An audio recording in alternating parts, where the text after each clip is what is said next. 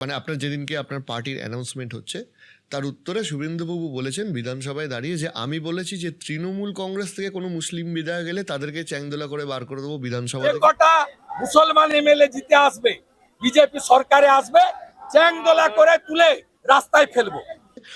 আপনার কেন গায়ে লাগছে আপনি বলুন তো, আপনার কেন গায়ে লেগেছে, আপনি কেন বলছিলেন? না, আমি ওটা আমার কমিউনিটির লোককে বলেছিলেন উনি।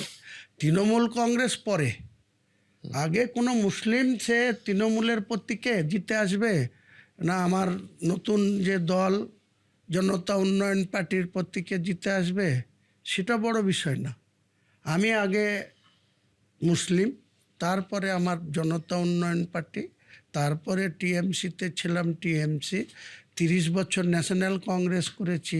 আমি কোন মুভমেন্ট কিভাবে প্রতিহত করতে হয় সেটা আমার খুব ভালো করে আমার উপলব্ধি আছে বা আমার দখলে আছে। শুভেন্দুবাবু এখন কথা ঘোরাচ্ছেন।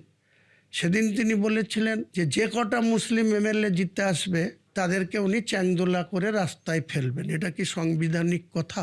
কোনো জনপ্রতিনিধি কি এটা সাংবিধানিকভাবে বলতে পারেন? আমিও বলতে পারি না, উনিও বলতে পারেন না। উনি যদি ঠিক বলে থাকেন তাহলে আমিও ঠিক বলেছি, আর উনি যদি ভুল বলে থাকেন তাহলে আমিও ভুল বলেছি।